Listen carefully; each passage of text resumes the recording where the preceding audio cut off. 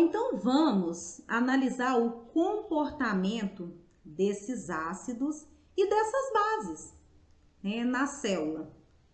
Porque se nós formos analisar, ácidos são compostos que em solução aquosa, eles doam íon hidrogênio, né? Será que esses ácidos, né, é possível nós usarmos a mesma forma de análise para poder calcular a constante de equilíbrio desse ácido? Sim, nós podemos, né? Então, sendo uma reação reversível, nós também podemos usar a constante de equilíbrio, né, para calcular esse processo de ionização desses ácidos. Assim como nós podemos também calcular o processo de ionização das bases. Porque bases são compostos que em solução aquosa produzem íon hidrogênio. E assim como qualquer reação reversível, assim como os ácidos, é possível nós calcularmos, né, a constante de equilíbrio, né, de ionização das bases, né? Da mesma forma, usando a mesma linha de raciocínio anteriormente dito, nós podemos trabalhar essa questão do processo de ionização de ácidos e bases, né? Mas vamos analisar agora uma reação que eu acredito que vocês já devem ter visto lá na química orgânica. Vamos relembrar. Titulação dos ácidos. Vamos imaginar aqui que nós temos aqui um ácido, né? O ácido acético, por exemplo, né? E que nós, nesse ácido, nós vamos fazer a titulação e adicionar aos poucos nesse ácido OH. No início da titulação, esse ácido, ele tá aí, nós temos aqui um gráfico, né? Onde nós temos aqui o pH e aqui nós temos a concentração de OH- que nós vamos adicionar nessa solução, né? Inicialmente, esse ácido, ele tá aí com pH 2 e nós vamos começar a adicionar OH nessa solução, nesse processo de titulação. E quando nós fazemos isso, nós vamos observando que à medida que nós vamos adicionando OH, o pH vai aumentando, né?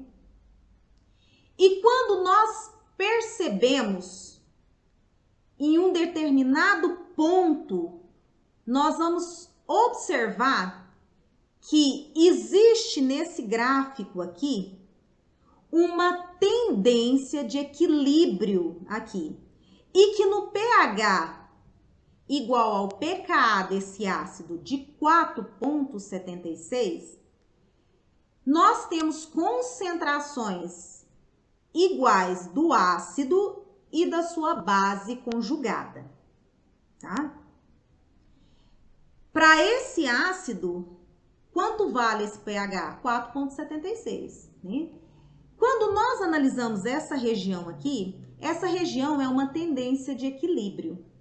Nós chamamos essa região, nesse processo de titulação, de região tampão, tá? Essa região tampão aqui, ela vai variar de 3,76 a 5,76 no seu valor de pH, né? Quando nós olhamos esse gráfico e que nós analisamos essa região tampão, nós podemos então definir o que é uma região tampão, né? Tampão são sistemas aquosos que tendem a resistir à mudança de pH quando pequenas concentrações ou de H+ ou de OH- são adicionados nessa solução. Um sistema tampão consiste de um ácido fraco, que é um doador de prótons, e sua base conjugada, que é um aceptor de prótons. O que nós vamos observar? Quase todos os processos biológicos são dependentes de pH. Uma pequena mudança no pH pode causar uma grande mudança na velocidade desses processos biológicos. O grupamento amino e o grupo carboxil protonados de aminoácidos, de grupos fosfatos, de nucleotídeos, eles agem como ácidos fracos. E seu estado iônico, ele é determinado pelo pH do meio. Ou seja, o pH influencia totalmente. Quando nós analisamos, por exemplo, os fluidos intracelulares ou os extracelulares dos organismos multicelulares, ele tem como característica um pH quase constante, o que é muito bom, né? Quando nós analisamos o citoplasma da grande maioria das células, esse citoplasma contém grandes concentrações de proteínas, contendo muitos aminoácidos, né? E esses aminoácidos, eles têm grupos funcionais que são ácidos e bases fracas, e nesse sentido, essas proteínas vão agir, né? Vão funcionar aí, né? Como agentes tamponantes nesse citoplasma. Quando a gente analisa o nucleotídeo, como o ATP, assim como muitos metabólitos de baixa massa molecular, esses contêm grupos ionizáveis que podem, né, contribuir para o poder tamponante do citoplasma, né? Então, se nós analisarmos, a célula, ela tem esses mecanismos tentando estabelecer ali um sistema tampão. Quando nós analisamos as organelas, por exemplo, como o vacúolo no vegetal, estes tamponam a célula, pois eles possuem compostos que favorecem esse processo. E olha que interessante que acontece no vegetal. A água, para o vegetal, ela funciona como um tampão de calor. No vegetal, a água é um importante mecanismo que permite que ela sobreviva às variações de temperatura que acontecem durante o dia. De manhã, nós acordamos, a temperatura está em torno de 20 graus, 22 graus. 3 horas da tarde, a temperatura está 28, em determinados locais 30 graus. O que faz com que a planta sobreviva a essas variações de temperatura durante o dia? A água, ela funciona como um tampão de calor. Quando nós analisamos o animal, a amônia, ela tampona a urina. Os tampões, fosfato, né, age no citoplasma da célula animal como um doador de próton, enquanto o HPO4- ele age como um aceptor, né, fazendo aí, né, tentando estabelecer esse equilíbrio. Quando nós analisamos o sistema tampão fosfato, ele é efetivo como um fluido biológico.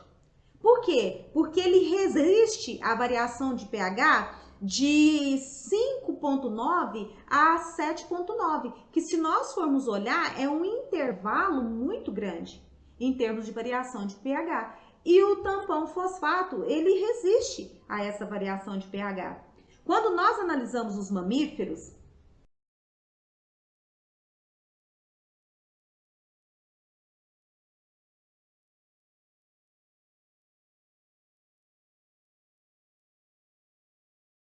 esse sistema ocorre em fluidos extracelulares. O sistema tampão bicarbonato, esse já consiste no ácido carbônico como doador de próton e o bicarbonato como aceptor. E ele atua no plasma sanguíneo dos animais. Então, a gente percebe o quanto é importante, né, nós termos em nossas células, né, agentes tamponantes para evitar, né, essas variações de pH que podem ser altamente prejudiciais ao sistema biológico, né? Bom, diante disso, nós observamos a importância da água nos processos biológicos. A água, ela é tanto um solvente no qual as reações metabólicas ocorrem, como um reagente em muitos processos bioquímicos. E quando nós falamos, né, de reagente, né, nós estamos pensando aí nas reações de hidrólise, nas reações de condensação, nas reações que envolvem, né, transferência de elétrons, nas reações de oxirredução, né? Com isso, a gente tem em mente, né, o porquê que essa molécula aparentemente simples tem um papel fundamental na manutenção da vida.